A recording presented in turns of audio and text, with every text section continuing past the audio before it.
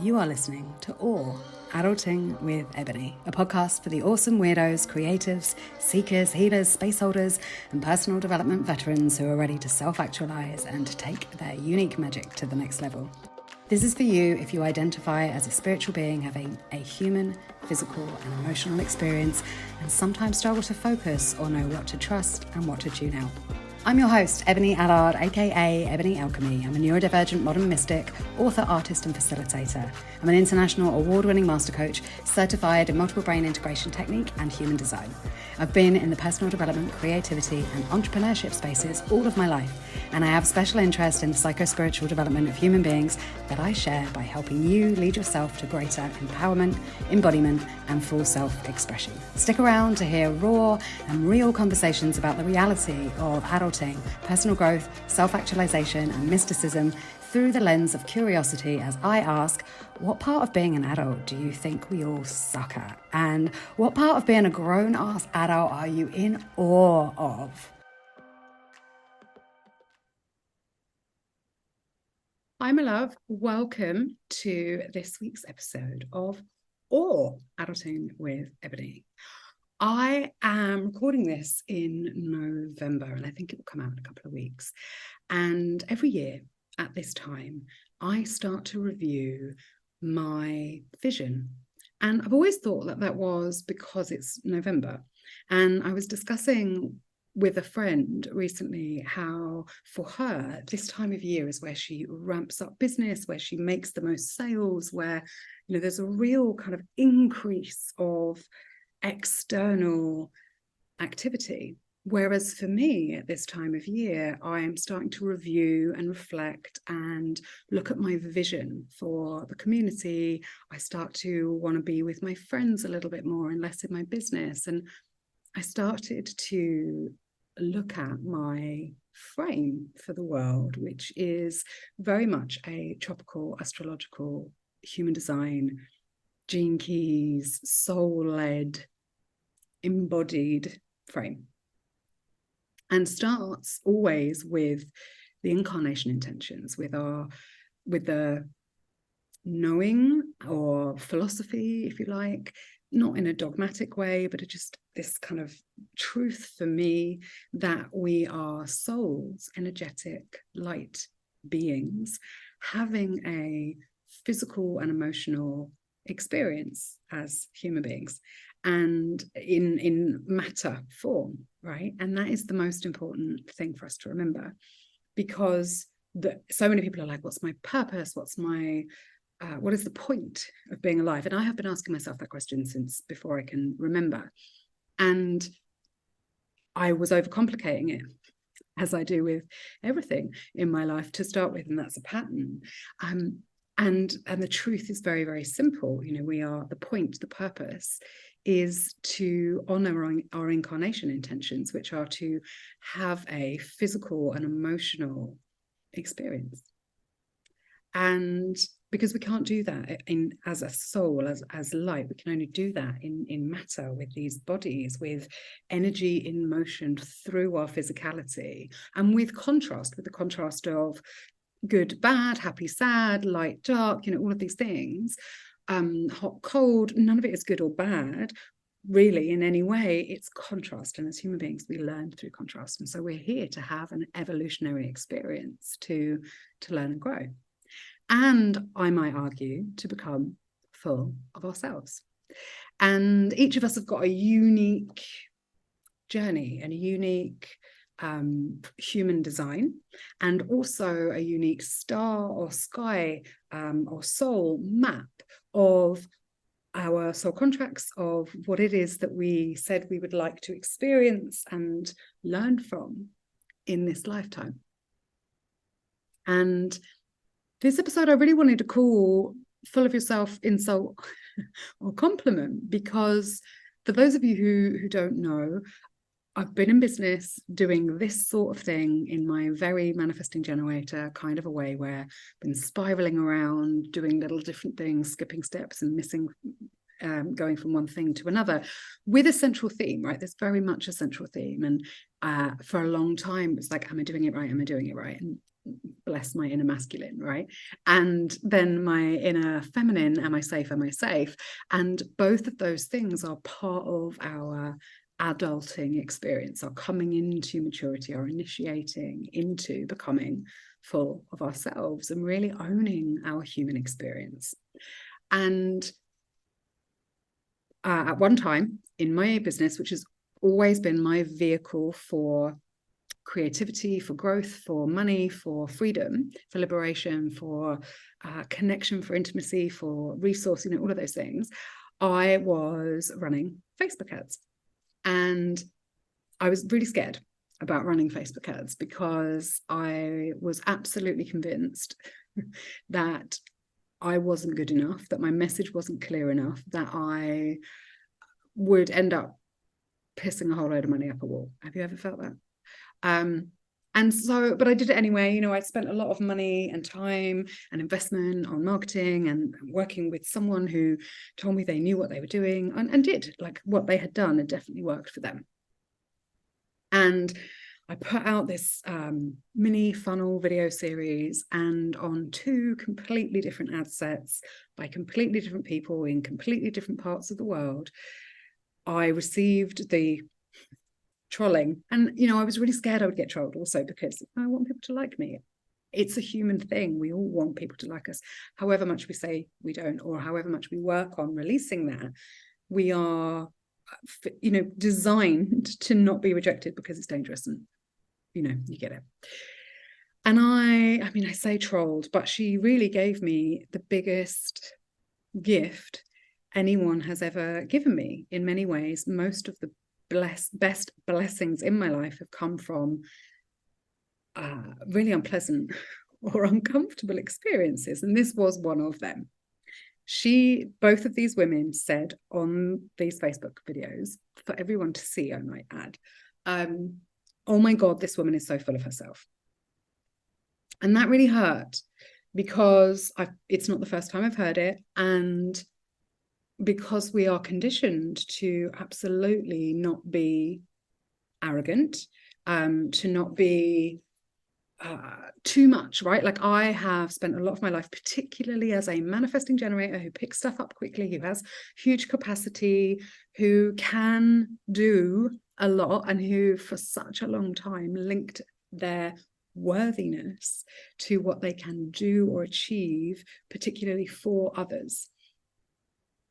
I, really had this piece of conditioning around: do not be too much, do not outshine other people, do not be too perfect, do not be arrogant, do not be magnetic, shiny, impressive, right? In numerology, my karma number is 7, and the 7 is the architect, and it is also your aura. It's the auric body, and it's really about glowing. It is about being magnetic and radiant in a crowd, and really being able to hold your own and having the perfect balance, or perfecting the balance of boundaries, of impermeable, so nothing can get in that you don't want to get in, but also not wearing armor. And so much of my life, in order to protect myself, I wore huge amounts of armor, and for years and years and years I tried to drop that, and I didn't know how. And it's been a long, relatively process of releasing or dissolving that armor without leaving myself there in a way that is uncomfortable. And it's such a neurodivergent thing, by the way, to be, well, if I'm not going to be armored up, I'm going to be completely bare, open and vulnerable. It's like, no there's range in between, which is why I did the free challenge, which you can still go and do, 45 soft. And 45 soft was kind of in response to 75 hard. And when I hear myself talking about this stuff, I now, with the knowledge of human design, I'm like, oh, so in alignment, right? Well, I'm designed to respond. And so many people think that responding is only to the positive stuff, or like if you get a green light. And for me, response has often been in a like, no, in a kind of, I stand against that kind of a way. I have a response in my sacral, right, which is a impassioned, a passionate no, like a hard, but that means it's a yes. So a no is always a yes to something else. It's one of the best and biggest teachings that I have. It's really, really important for us to get clear on our yes and our no, particularly as sacral beings. If you are a generator or a manifesting generator, you are constantly training the universe, which is always going to be bringing you things to respond to.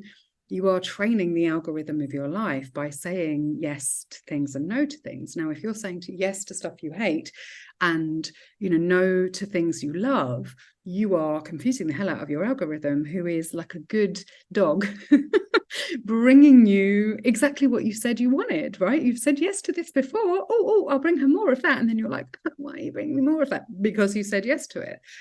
And so it's really important to get clear on our yes and our no's. And so that no is often a yes to something else. And so coming back to the "you're so full of yourself" lady, the initial response was, "Oh God, I'm sorry." And then the following response was, "And who the fuck else should I be full of?" And then I left it. This was 2017, 2018, maybe. I don't remember. Don't ask me timings. And it's just been there in the background. And I have, without necessarily knowing it consciously, been learning since then, well, what else am I full of? Who am I full of? What do I want to be full of?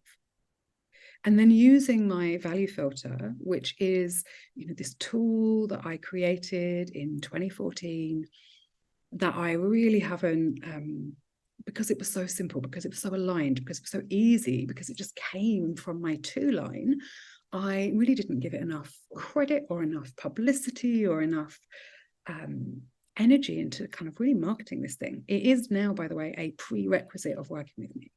You cannot move forward and do any of my other programs. You can't do Mystic to Maven, which is my signature program. You can't come and work with me one-to-one. You can't do the Kismet Code, which is coming. You can't, like, there's all of the, like, not because I am a mean person, which is what I thought I would be if I was doing this before, because it felt like it was limiting you, but actually because I'm doing you a disservice if I don't say, you need this first, it is your compass, which is why I rebranded the value filter as your compass, because it's your missing compass, and it is going to help you know what is a yes, what is a no. It's going to help you be in alignment. It's going to help you if you have an open route, or, which is a huge percentage of the population, and definitely a lot of my clients in human design. And even if you don't have even if you have a defined route, so many of us are still really conditioned into ignoring our own timing and moving with the kind of hustle of the world, right, on that adrenal thing, because that's how we were socialized. There's nothing wrong with that. And what the value filter does is link you in with, and so if you have an undefined sacral as well, it's going to really help you know what is a yes and what is a no. If you don't have that sacral response in your body, it's going to help you connect with it. It is an alignment tool. And alignment is got to be our first piece, right? We've got to start with our connection to our root. Doesn't matter whether you're talking chakra systems or human design or energetics or any of that. We need to be in alignment first. We need to know what our true north is. And that's what the value filter does, or your compass does.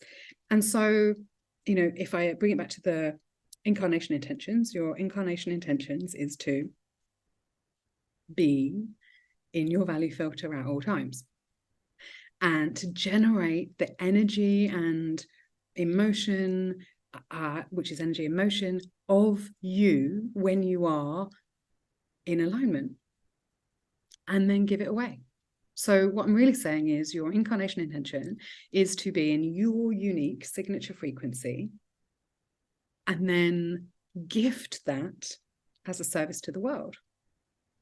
And in so doing, navigate the physical and emotion parts of being human. That's it, right? That's the incarnation intentions. Be in your value filter, share and express yourself with the world. So in that process, there is a process of empowerment, embodiment, and full self-expression. You've got to be sovereign, you've got to be in your body, you've got to be sharing with the world. So empowerment, embodiment, and full self-expression, being in your value filter. And then if you are in your value filter and you're giving that away, what are you full of? You. So you're full of yourself. So really, my work in the world and what I am here for is to help you glow up rather than grow up. So glowing up means this kind of 7 piece of having boundaries, being magnetic, being in alignment with who you are, letting your unique magic emanate from you and become full of yourself. Now, I feel like on the one hand, I have done you a disservice in overcomplicating it for the last 10 years, and also not beating myself up, having a human and emotional, physical, emotional, human experience and getting to this place. But as we end 2023 and as we move into 2024, and as I am experiencing this piece that I have every single year at this time of year of coming back into what is my vision for the community, what is my vision for the collective, what is my vision, blah, blah, blah, I am dropping into reflection. And this is what I have been hearing and knowing, that for next year, it's really about simplifying the messaging around adulting with Ebony is for neurodivergents and misfit minds, and it is about me helping you to glow up and become full of yourself. And there are many different ways and offers that I have that will help you to do that. And just to finish the kind of come back to the story piece around why this happens for me at this time of year, I had been helping a friend with, she says at this time of the year, she's really ramping up for the most sales in her year. And I was like, that's interesting. I'm really ramping down and beginning to plan out next year. I wonder why that is. Like, is it because of the winter and is it because of the light, or, what's going on? And so I had a look at her astrological chart and had a look at mine, and I was like, oh, okay, she's transiting those houses at this time of year. I'm transiting my 11th house this time of year, which is all about collective, about friendships, about community, and about the global and collective vision and where we're headed. And I was like, oh, of course, that's what I am doing at this time. And as an aside, in 2024, one of the things that I have put on my list I'm very, very excited about is that after having studied astrology from an archetypal perspective for years and years and being absolutely fascinated by the stories, Hello Sun and Gate 56, I am also going to anchor that in using my conscious earth in Gate 60, and go and get my astrology qualification. And this is not about, I want another qualification because I don't think that I am good enough. Not at all. This time it really comes to a place of wanting to anchor and ground into my earth and look at the things that I have kind of been putting off and going, oh, I can't do that, which is the transits and the aspects.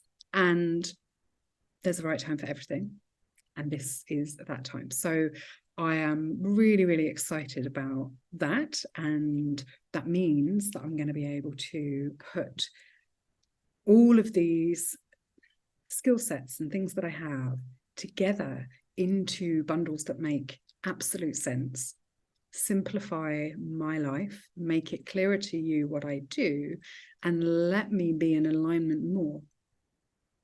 And it is a combination of understanding my own neurodivergence, being embodied through my multiple brain integration, which I have master coach qualification in, and really working with your head, heart, gut, brains, pelvic brain and autonomic nervous system, and then really embodying that for myself and doing the alchemy pieces around that, and then learning my human design and aligning with that has made all of this fall into place. And I'm like, oh, I get to, it really is type first, manifesting generator, Then strategy and authority, so responding to what's going on around me, including things like being full of myself, which I could go into a whole thing about, but which links into my two gates and my unconscious sun and earth. So it are part of my incarnation cross. And then, I link it with numerology and all of these other things. So it's all there, right? Like it's there in your map, which is why I love human design so much. So understanding your unique operating system, particularly as a weirdo or a neurodivergent being, I want you to help. I want to give you frames and stories that shift it from I don't fit in, I don't belong, to, oh, this is how I work. Cool, I'm going to work in alignment with myself, right? And then become full of yourself so that you are really honoring your incarnation intentions, which means that you're going to be in alignment. And for me, like also following my emotional authority, which means taking time out when I don't know what I'm feeling. Now, one of the reasons why I am really, really good at emotional intelligence and teaching emotional intelligence and helping those who maybe feel like they have I can never say it, alexithymia, where you don't know what you feel or you cannot name what you feel, is because my emotional wave, which is my authority, is the subtle wave. There are 4 waves, and you can have, it's like, are there? Yes, there are 4 waves. You can have more than one. I have the subtle wave, which is a wave which means that you kind of come across or you feel to yourself like you maybe aren't emotional, and that you're cool, calm, and collected, but you have this kind of subtle wave of emotion where you are the last one to know that you're emotional. Now, that has been my experience for a lot of my life.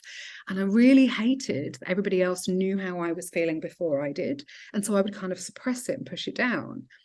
Getting my autism diagnosis and understanding my human design and going, oh, that's where that fits, right? Like I don't know what I feel, has meant that I have learned or developed processes to understand, and done that through the wisdom of my body. And so the gift of the disconnection from my body also, like I've spent years being, for those of you who've read my book, Misfit to Maven, you'll know that that for years, I could not hold my own gaze, could not look at myself in the mirror without vomiting, right? Like that's, maybe we call it dysphoria, but it was disgust. It was like, and part of that is that I wasn't living my truth and I wasn't full of myself. And I said for years, my insides and my outsides don't match. And that's what I want. Like I thought I wanted to blend in and belong and look like everybody else and be skinny. And I had been completely brainwashed by the 90s. But also my soul chose to be alive at that time so that I could experience being completely disconnected and disgusted by my body, so that I could go on a journey of learning and connecting with my emotions, my energy and motion, my authority, my being. And now you'll see photographs of me pretty much naked on the internet because I'm comfortable in my skin, because I've really worked on that 7, because it's no longer feels like the energy of prostitution, but the energy of self-expression. I'm really honoring the playmate, Gate 59, which is a huge part of my design. So this is how human design and embodiment can help you glow up and become full of yourself, because who the fuck else should you be full of? And so, answering the question, is being full of yourself an insult or a compliment? Oh my God, it's a compliment. Who else would you want to be full of? But if it feels like an insult, there's some real treasure in there. And so asking the question, and I say this so often in my community, what are you feeling? Where are you feeling it? And the thing is, I'm not just saying that to you. I ask myself it every single day. What are you feeling? Where are you feeling it? And it's okay for that to be hot, cold, pink, green, fizzy. There is not necessarily. And it's also okay for you to say, I don't know, stop.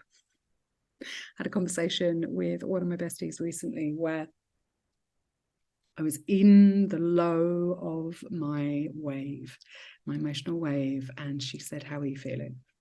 It's like, oh, stop asking me that question. I hate that question so much. She's like, I'm sorry. I'm like, I don't. And she's like, what do you want me to ask you instead? And I said, can you ask me, how are you doing? Because that feels much broader to me, and much because the autist in me wants to tell you exactly how I'm feeling. And either the answer is, I don't know, or the answer is so many things all at once, I can't begin to express it. But I never knew that before. And so that for me is why having the words and the diagnosis, which I call my qualification, by the way, like I don't need it from my Open G Center. I don't need it as a label, because I've done that work already.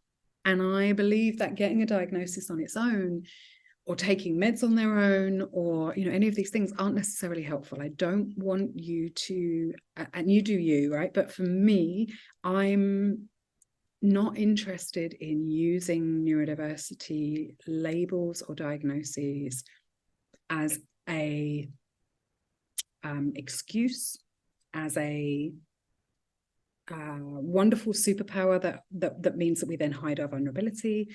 I want real, I want truth, I want intimacy, transparency. Like, those are the things that matter to me.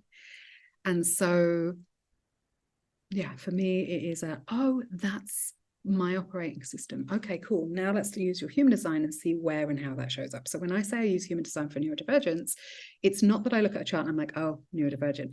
It's that if you have that feeling, if you have that sense, if you are diagnosed or undiagnosed, and you feel like a misfit or an awesome weirdo, you feel like you don't belong, you feel like you don't fit in, you feel like your operating system is different, there are many different reasons for that, or explanations in your human design that we can look at and share with you, and you can embody and you can become full of, so that you are empowered, embodied, and fully expressed, so that you are glowing up rather than growing up and becoming full of yourself. So that is mostly what I wanted to share with you, right? It is, and also people often say, oh, being full of yourself is a radical act, or it's a rebellious act. I'm like, is it? Or is it innocence? Is it truth? Is it softness? Because so much of my life I was told, you're hard, you're cold, you're aloof, you're arrogant, you're, all of these things. It's like, no, I'm not actually. I am huge-hearted, vulnerable, pussycat mermaid who comes across that way to you because I am not acting how you want me to, or you expect me to, because I'm not sure and confident or clear all of the time, because I am checking in on my own needs, because I'm stepping back. And that's okay. It's okay for me to be in my own world. But for years, I was scared that someone was going to catch me in that gap, in the in-between, between not on, I hadn't put a face on, haven't masked up for you. And when I haven't masked up for you, I receive your projections. And it is other people's projections when they say, or they tell you that you're full of yourself as an insult. They're actually really doing two things. They are saying what I see in you, I honor in me, even if they don't yet. And it's a gift for you, because you get to really see, okay, this thing that they're projecting on me, is it true? Is it mine? Is it theirs? Can I own and accept it?